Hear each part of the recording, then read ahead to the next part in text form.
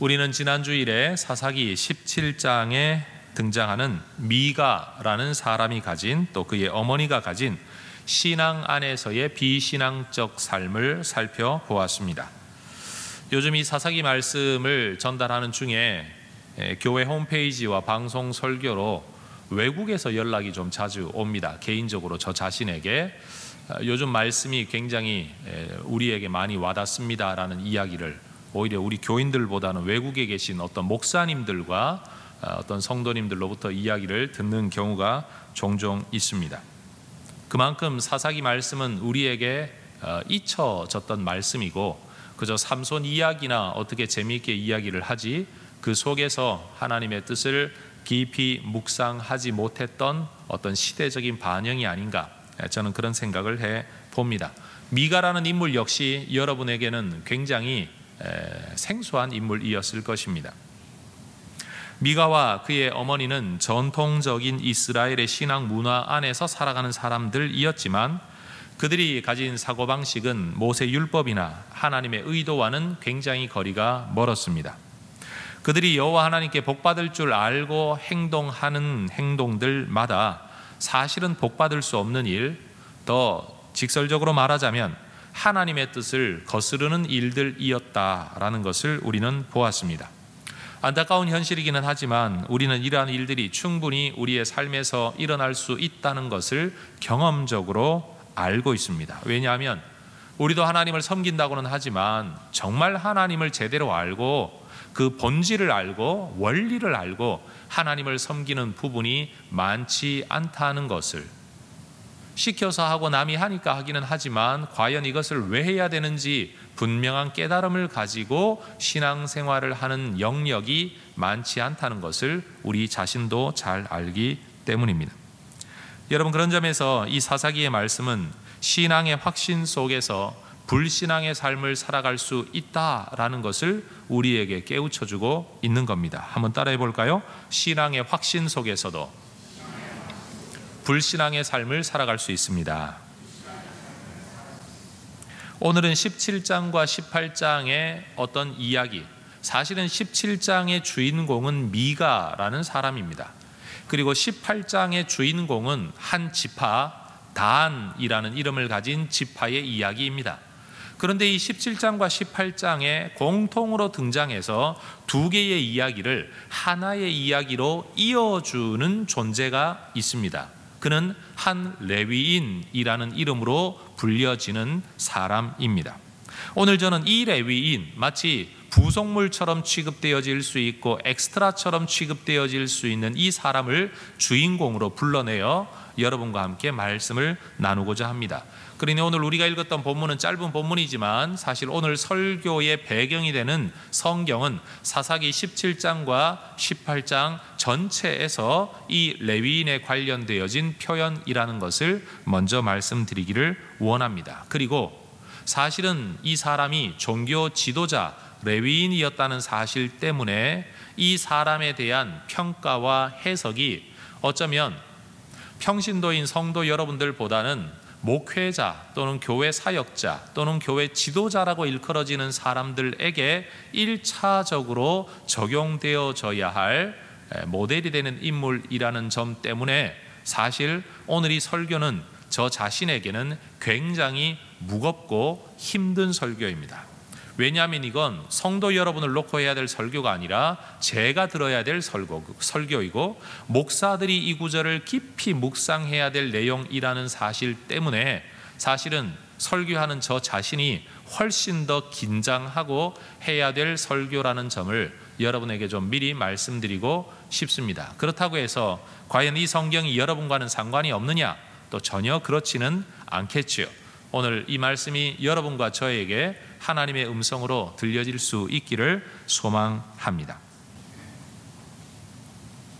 미가와 그의 어머니를 두고 저는 이런 제목을 잡아섰습니다. 복받을 줄 알고 잘못된 길을 걷는 사람들.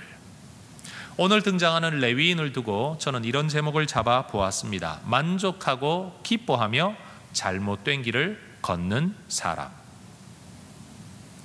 여러분 17장과 18장에 등장하는 사람들마다 공통점이 있다면 잘못된 길을 걷는 사람들입니다. 어떤 길이냐? 자기 소견에 옳은 대로의 길을 걷는다는 것이죠.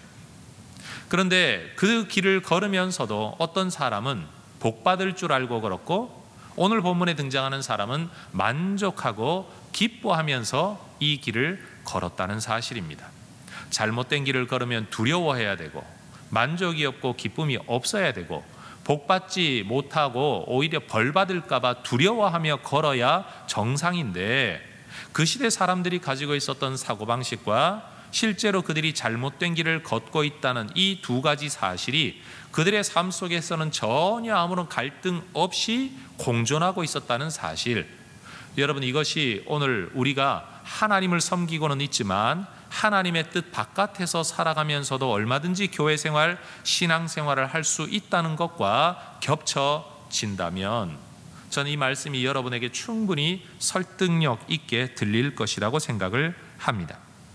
미가라는 사람이 자기 집에 신당을 차리고 그 안에 에봇과 드라빔이라는 우상의 도구들로 채우고, 훔쳤던 돈으로 신상을 만들어 세우고, 자격 없는 아들을 제사장으로 세우고, 나중에는 레위인을 제사장으로 세우고 난 다음에 그는 꿈꾸는 바가 있었습니다. 17장 13절, 레위인이 내 제사장이 되었으니 이제 여호와께서 내게 복 주실 줄을 아노라.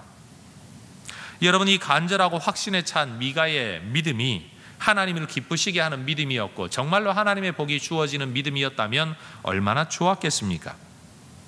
미가가 복 받을 것을 그렇게도 확신했던 레위인, 그들은 도대체 누구였을까요? 원래 레위지파 사람들은 하나님께 드리는 제사와 성전 사역을 위해서 온전히 구별되어진 사람들입니다. 민수기 8장에 보면 이 레위인에 대한 여러 가지 율법의 말씀들이 많이 나옵니다. 그 중에 11절에 이런 구절이 있습니다. 아론이 이스라엘 자손을 위하여 레위인을 흔들어 바치는 제물로 여호와 앞에 드릴지니, 레위인을 제물로 드릴지니 이는 그들에게 여호와께 봉사하게 하기 위함이라. 제물로 드린다고 해서 죽인다는 뜻은 절대 아닙니다. 그들은 제물과 같은 존재다라는 뜻입니다. 따라하십시다. 여호와를 섬기기 위해 제물로 바쳐진 사람들, 그들이 바로 레위인입니다.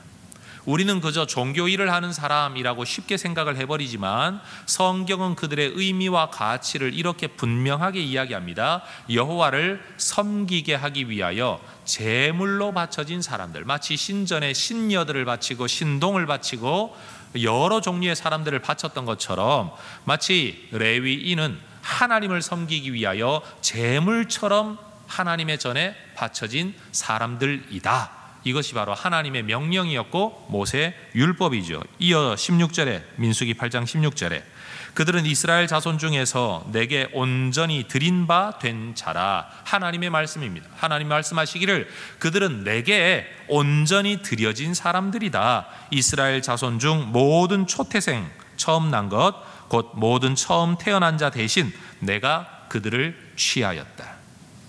애굽에서 구원을 받을 때에 이스라엘 백성 이외의 모든 외국인들과 애굽 사람들의 처음 난 남자, 짐승의 첫 새끼가 죽음의 사자에 의하여 다 죽임을 당할 때에 오직 양의 피로, 순종의 그 피를 문지방에 바른 사람들, 이스라엘 백성들은 다 구원을 얻었죠. 죽어야 마땅한데 피로 구원을 얻은 겁니다. 그 다음부터 하나님이 말씀하시는 겁니다. 모든 생명은 다 내 거다. 그런데 그 모든 생명이 내 것이라는 것을 표현하기 위하여 너희들은 첫 것을 하나님 앞에 드려라. 그래서 제물에서도 소출의 첫 열매, 그리고 11조, 이 모든 것들이 사실은 이렇게 죽어야 마땅한 우리의 것, 사라져야 마땅한 것을 하나님이 은혜로 베푸셨다는 것을 고백하는 방법이 된 것이죠. 원리는 바로 거기에 있습니다. 죽어야 마땅한데 살아난 것에 대한, 잃어버려야 마땅한데 얻어진 것에 대한 하나님께 대한 믿음의 고백. 그래서 하나님께서 모든 초태생이 다 하나님께 바쳐져야 하는데도 불구하고 그것마저도 너희들이 너희들의 삶을 살라고 내어주시고는 그 대신에 받기로 작정하신 것이 바로 레위인들입니다. 따라해 보십시다. 이스라엘 백성을 대신하여 여호와께 바쳐진 사람들, 이스라엘 백성들을 대신하여 그들 모두가 하나님 앞에 바쳐져서 하나님만을 위해 살아야 되는데, 오히려 너희들은 너희들의 삶을 살더라도 내가 레위인들만 구별해서 받음으로, 그리고 레위인에 대한 너희들의 책임을 다하는 것만으로도 너희가 이 믿음을 갖고 있다고 내가 인정해 주겠다. 바로 그것이죠. 더 나아가 민수기 8장 19절은 말합니다. 내가 이스라엘 자손 중에서 레위인을 취하여 그들을 아론과 그의 아들들에게 주어 그들로 회막에서 이스라엘 자손을 대신하여 봉사하게 하며 또 이스라엘 자손을 위하여 속죄하게 하였나니 이는 이스라엘 자손이 성소에 가까이 할 때에 그들 중에 재앙이 없게 하려 하였음이니라. 죄 가운데 있는 사람들이 아무리 하나님의 백성이라도 성소 가까이 올 때 죽임을 당할 수밖에 없는데, 이 하나님께서 레위인을 통하여 예물을, 제사를, 모든 예배를 중재자로 인정해 주심으로 이스라엘 백성들 가운데 재앙이 없게 만드셨다는 거죠. 따라해 보십시다. 이스라엘 백성을 대신하여 봉사하고 속죄하여 재앙을 면하도록 회막에서 섬기는 사람들, 이 사람들이 바로 레위인입니다. 이렇게 특별한 구별, 우리 하나님의 선택, 바로 이 일을 감당하는 사람들이 레위인이었다는 거죠. 레위인의 역할은 먹고 살기 위한 많은 직업 중에 하나가 아닙니다. 흔히들 요즘 이런 말을 많이 하죠. 성직자만 성직자냐? 모든 직업이 성직이다. 맞는 말입니다. 틀린 말은 아닙니다. 삶 속에서 모든 자리로 우리가 하나님께로부터 구분되어 부름받은 역할, 그래서 모두가 성직이라는 말은 맞습니다. 그러나 여러분, 한 번 더 나아가야 됩니다. 그렇다고 해서 먹고 살기 위한 모든 일이 영혼을 살리고 하나님의 뜻을 전달하는 성직과 똑같은 거냐? 그것은 아니라고 생각합니다. 모두가 성직이긴 하지만 모두가 똑같은 가치를 가지고 있지는 않습니다. 여러분, 하나님께서 레위인들을 그저 많은 지파, 12지파 중에 모두를 먹고 사는 일로 하나님의 사명을 주신, 하나님의 뜻을 가지고 있는 그들에게도 하나님이 역사하시는 일들이기는 하였지만, 레위인들에게는 하나님이 이렇게 특별한 부르심과 구분을 주셨다는 거죠. 하나님으로부터 이러한 특별한 부르심 때문에 레위인들은 그들의 생계를 전적으로 이스라엘 백성들이 책임지도록 하였습니다. 그들은 회막에서 섬기도록 부름을 받았기 때문에 그들이 자기들이 먹고 살기 위한 자기들의 노동을 할 수가 없었습니다. 하면 안 되는 겁니다. 그러나 그들이 여전히 생계를 꾸려가야 했기 때문에 나머지 11지파에서 하나님 앞에 모든 종교적, 신앙적 책임과 예물을 통하여 이 한 지파를 온전히 성막, 회막에서의 일을 할 수 있도록 그들을 돕도록 했다는 사실이죠. 여러분, 이런 부름을 받은 사람이 바로 레위인입니다. 그런데 그 가운데 한 사람이 어떤 이유에서였는지 거주하던 유다 지역을 떠난 겁니다. 지난주 살펴보았던 17장 7절과 8절 말씀에 유다 가족에 속한 유다 베들레헴에 한 청년이 있었으니 그는 레위인으로서 거기서 거류하였더라. 그 사람이 거주할 곳을 찾고자 하여 그 성읍 유다 베들레헴을 떠나가다가 에브라임 산지로 가서 미가의 집에 이르렀다. 우리가 추측하기로는 모든 사람이 각기 자기 소견에 옳은 대로 행하던 시대에 이스라엘 공동체가 레위인들을 부양하기 위한 종교적 책임을 다하지 않았던 것으로 보입니다. 다시 말해, 안정적으로 레위인의 역할을 할 수 있었다면 굳이 그 자리를 떠날 이유가 없었는데, 어떤 이유에서였는지 안정적인 종교 역할을 감당할 수가 없었기 때문에 거주할 곳을 찾고자, 먹고 살 곳을 찾고자 그가 부름받았던 유다 지역을 떠나 이스라엘의 최북단 지역으로 이주하고 있었다는 겁니다. 여러분, 이런 일들은 성경 안에서, 이스라엘 역사 안에서 신앙이 퇴조하고 하나님의 말씀이 힘을 잃을 때마다 반복하여 일어났었던 일들입니다. 느헤미야서에 이런 구절이 아주 직설적으로 표현된 내용이 있습니다. 13장 10절에 또 내가 또 알아본즉, 느헤미야 입장에서 이야기입니다. 레위 사람들이 받을 몫을 주지 아니하였으므로 그 직무를 행하는 레위 사람들과 노래하는 자들이 각각 자기 밭으로, 다시 말해 자기들의 own field, 그들의 원래 거주하던 곳으로 다 돌아가고 말았다. 받을 몫을 받지 못하여서 어쩔 수 없이 자기들의 삶의 자리로 돌아가고 말았다. 성막을 중심으로 거기서 하나님을 섬기지 못하고 다 먹고 살 길을 찾아 떠나 버렸다. 이게 느헤미야 시대에도 있었던 일이라는 겁니다. 우리가 추측기로는 바로 이 미가 시대에 등장했던 이 레위인도 하나님의 부르심이나 인도하심 때문이 아니라, 또 분명한 목적지를 가진 것도 아니라 먹고 살기 위해 주어진 사명의 자리를 떠나 거주할 곳을 찾아다니는 중에 미가의 집에 이르렀다고 말할 수 있는 거죠. 그런데도 상황은 굉장히 공교롭게 딱 맞아 떨어졌습니다. 사명을 떠나 살아가려고 했던 이 레위인에게는 먹고 살 거처가 필요했고, 미가에게는 제사장에 걸맞는 신분을 가진 어떤 사람이 필요했었던 거죠. 그래서 이 사람은 먹고 살 길을 얻게 되었고, 이 사람은 제사장으로 세울 만한, 자기 아들은 자기가 봐도 자격이 없는 사람이에요. 그나마 레위인이라면 가능하다. 그래서 누이 좋고 매부 좋은 거래가 성사가 된 겁니다.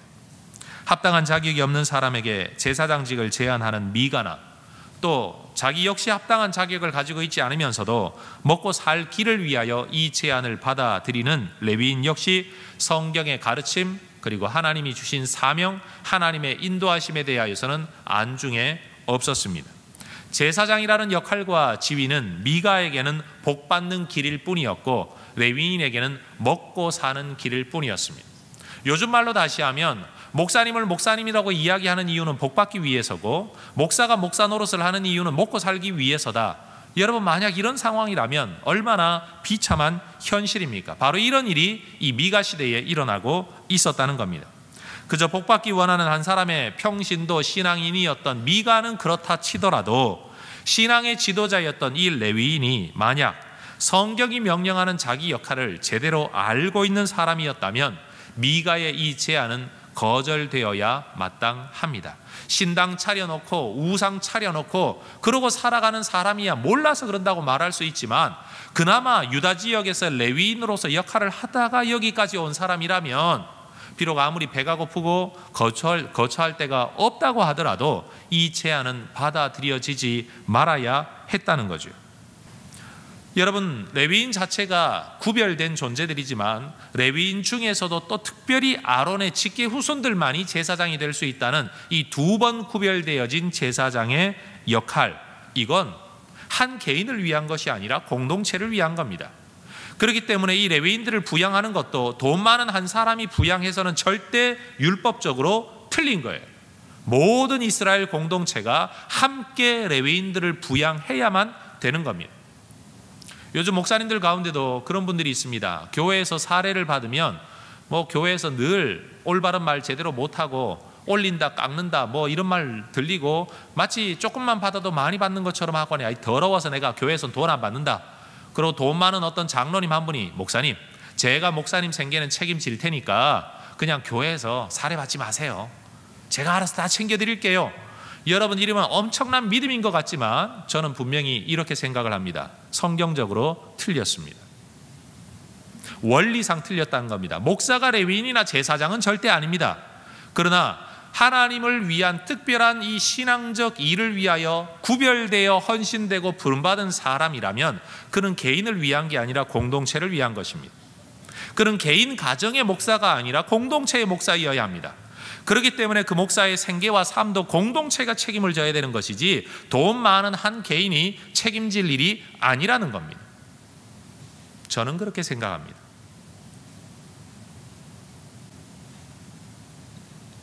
이 레위인은 하나님의 이름으로 일컬어지는 종교활동이라면 다 내가 부름받은 일에 부합되는 일 아닌가라고 생각을 했었는지는 모르겠지만, 미가의 집에서의 제사장 역할이라는 게 사설 신당에 우상 만들어 놓고 결국 또 하나의 무당과 같은 역할을 하면서 하나님 나라를 꿈꾸는 사람이 아니라 한 집안이 그저 복받기를 빌어주는 여러분, 말 그대로 무당 같은 역할일 뿐이었다는 거죠.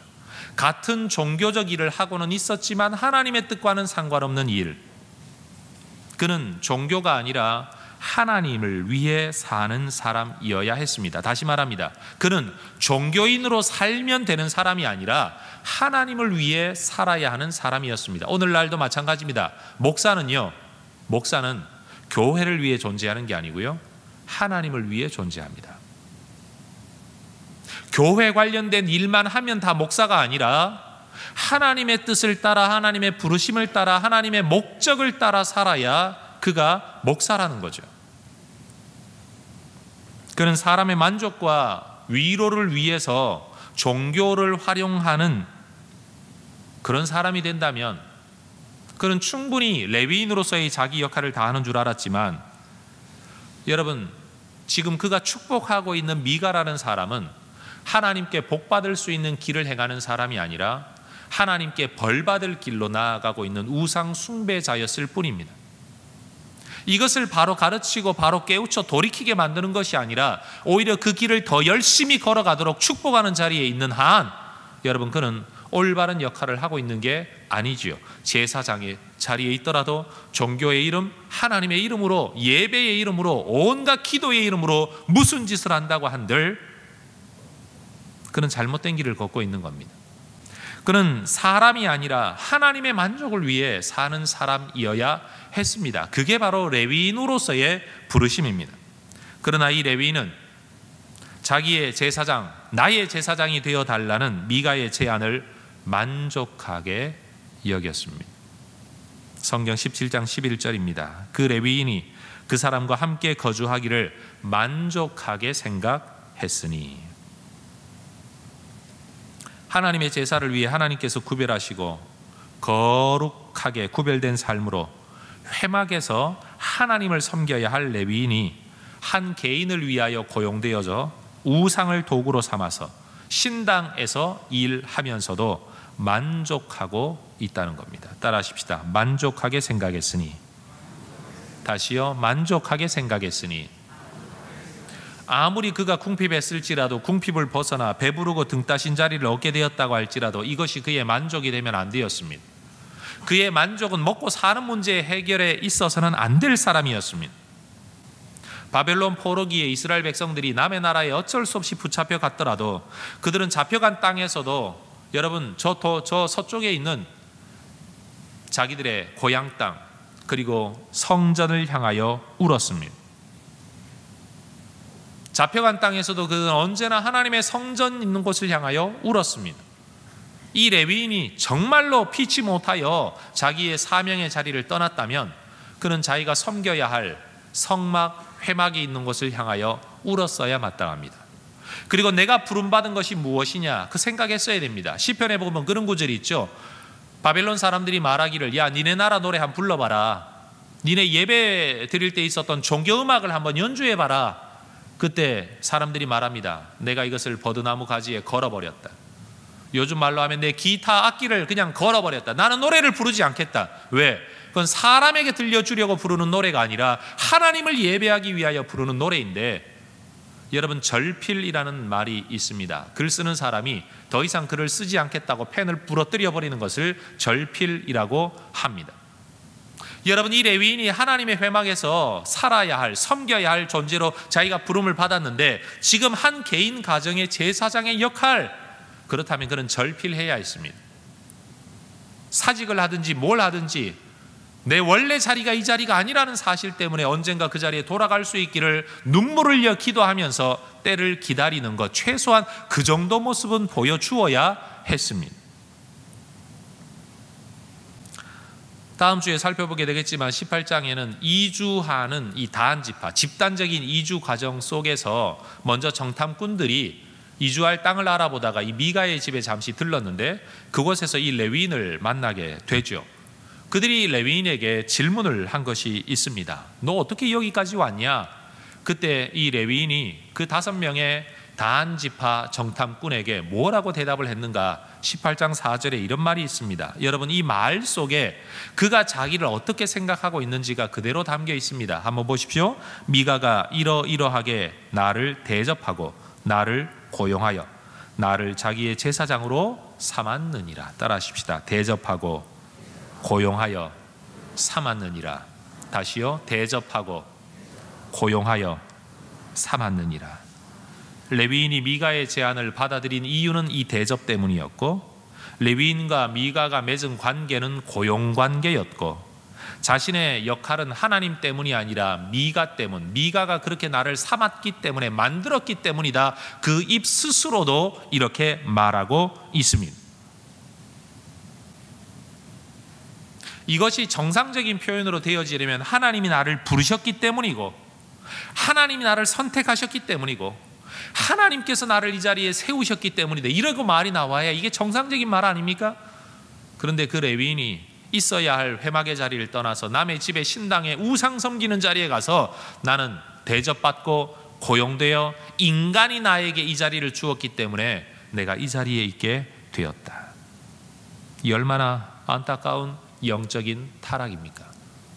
사사기는 이렇게 6명의 대사사와 6명의 소사사 이야기를 마친 다음에 부록처럼, 그리고 결론처럼 이 시대가 얼마나 하나님 앞에 멀리 떠나 있었는가를 보여주는 과정 속에 심지어 이 종교인들조차도 이렇게까지 타락하고 말았다는 것을 우리에게 고발하는 겁니다. 성경의 이야기를 조금 더 살펴볼까요? 이 레위인은 다한 지파 5명이 정탐하고 떠나서 어떤 땅을 차지하고 그 땅을 차지하기 위하여 모든 본대를 이끌고 다시 이 집을 지나가는 과정 속에 이 제사장과 그 집의 신당에 있던 모든 것들을 탈취해 갑니다. 그때 이 제사장은 미가의 신당에 있었던 책임자로서 최소한 그들을 막아 섭니다. 18장 18절.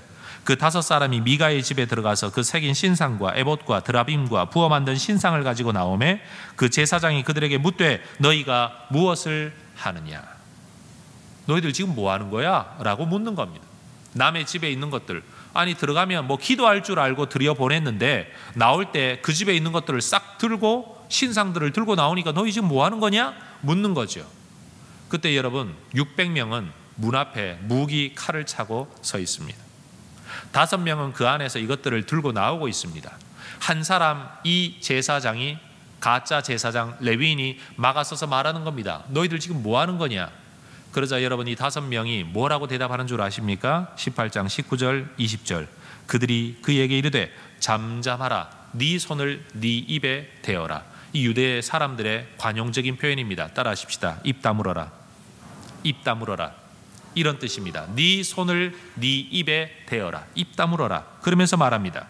우리와 함께 가서 우리의 아버지와 제사장이 되라. 이 표현 미가가 이 사람에게 처음에 17장에서 했던 말입니다. 우리의 아버지와 우리의 제사장이 되라. 네가 한 사람의 집에 제사장이 되는 것과 이스라엘의 한 지파 한 족속의 제사장이 되는 것 중에 어느 것이 낫겠느냐 제안을 합니다. 여러분, 먹고 살 길을 제시하는 미가의 제안, 17장 10절에서 있었던 미가의 제안, 내가 너에게 은 10개와 의복과 먹을 것, 거주할 것 다 줄 테니까 나의 제사장이 되라 라는 말에 혹하여 넘어갔던 이 레위인은 이번에 한 지파의 제안에 또 넘어가고 맙니다. 야, 네가 한 집안의 제사장 하는 게 낫겠냐? 한 족속 한 지파의 제사장을 하는 것이 낫겠느냐? 이 레위인에게는 제사장 역할이라는 것이 어차피 벌어먹고 살기 위해 맡은 일 정도였기 때문에 더 많은 조건에, 더 좋은 조건에 더 많은 돈을 준다면 이 제안을 마다할 이유가 없었던 겁니다. 원래 사명 없이 그 자리를 맡았는데 여러분 무슨 사명감으로 그 자리를 지키겠습니까? 그래서 20절은 말합니다. 그 제사장이 마음에 기뻐하여 에봇과 드라빔과 새긴 우상을 받아 가지고, 여기 왜 받아 가지고라고 썼을까요?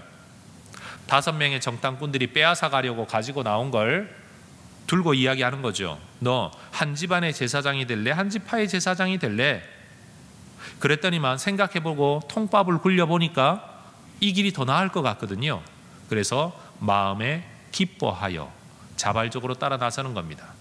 그러면서 빼앗아 가려고 들고 나온 5명이 들고 나온 신상을 자기가 받아 들고 자기 걸음으로 따라갔다는 말입니다. 성경은 지금 그것을 묘사하고 있는 겁니다.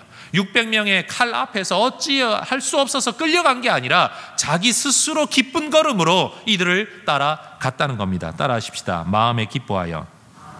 마음에 기뻐하여. 여러분, 이 사람이 무엇 때문에 만족했었습니까? 먹고 사는 문제가 해결될 때 만족했었습니다. 이 사람이 무엇을 기뻐하고 있습니까? 더 좋은 자리를 얻을 때 기뻐하고 있습니다. 먹고 사는 일로 만족하고 더 좋은 자리로 기뻐하는 이 레위인이 누구인지, 이 이야기의 마지막에 가서야 이 사람이 누구인지를 성경은 밝히고 있습니다. 여러분, 18장 30절 한번 볼까요? 단 자손이 자기들을 위하여 그 새긴 신상을 세웠고 모세의 손자요 게르솜의 아들인 요나단과 그의 자손은 단 지파의 제사장이 되어 그 땅 백성이 사로잡히는 날까지 이르렀더라. 따라하십시다. 요나단. 여러분, 다윗과 가까이 지냈던 요나단이 아닙니다. 대한민국에 김씨가 굉장히 많은 것처럼 이스라엘에는 요나단이라는 이름 굉장히 많았습니다. 그런 사람 중에 한 이름, 요나단이라는 이름을 가진 사람, 이 사람이 누구였냐? 모세의 손자였습니다. 게르솜의 아들이었습니다. 아들이나 손자라는 말 자체가 여러분 직계 아들 또는 직계 손자를 의미한다면 아마 모세가 죽고 난 이후에 100년 이내에 이 일이 있었을 겁니다. 시간적으로 따지면 아마 사사기 3장쯤에 아니면 3장이나 4장 사이쯤에 이 사건이 위치했었을 겁니다. 그런데 아들 또는 손자라는 단어가 자손이라는 의미로도 번역되어질 수 있기 때문에 그냥 자손이라고 번역한다면 이 사건이 정확히 언제 일어났는지는 우리는 알 수 없습니다. 그러나 성경이 우리에게 알려주는 내용은 분명합니다. 그가 누구의 자손이었다고요? 모세의 자손이었다는 겁니다. 하나님의 율법의 말씀의 수종자가 되었던 모세의 후손이 하나님의 율법의 말씀을 이렇듯이 무시하고 살아가는 자손이 될 수 있다는 겁니다. 따라하십시다. 영성은, 경건은 유전되지 않습니다.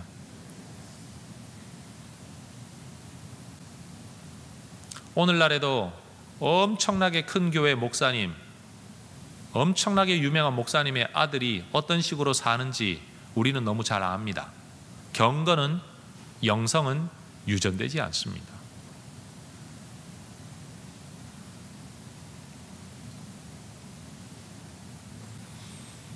이렇게 한 지파의 제사장이 되어 빼앗아온, 그것도 훔쳤던 돈으로, 어머니의 돈 훔쳤다가 그 돈으로 만든 신상이 단 지파에 의하여 한 지역에 세워져서 이게 언제까지 유지되어지느냐?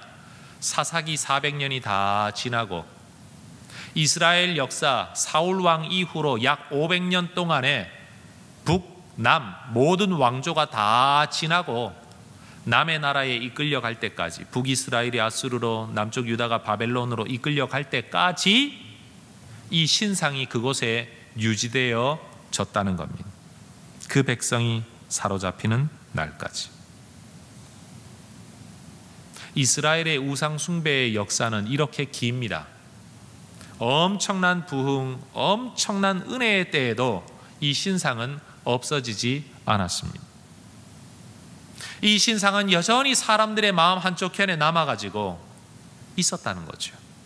교회를 다니며 은혜를 받고, 부흥회를 통하여 은혜를 받고, 집회를 통하여 은혜를 받고, 기도를 통하여 응답을 받으면서도 마치 마음 한쪽편에 사주팔자 보러 다니고, 무당 만나러 다니고, 손금 보러 다니고, 여러분 이런 삶이 가능하다면, 그게 여러분에게 가능하다고 생각되어진다면 이런 삶도 가능하다는 것이 능히 짐작되어질 수 있지 않겠습니까?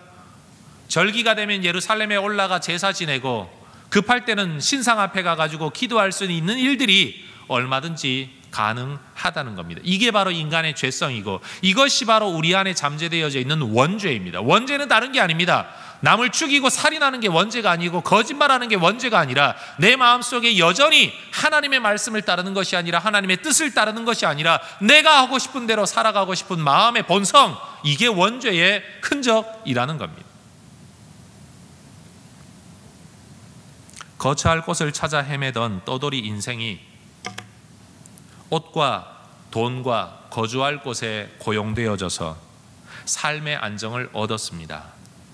떠돌이 인생이 안정되어졌다. 이거 인생 성공이죠. 더 나아가 후에는 한 집안에서 고용된 사람으로 살다가 한 지파가 고용하는 사람이 되었으니 여러분, 이건 입지전적 성공이라고 말할 수 있습니다. 인간적으로 말하면 말이에요.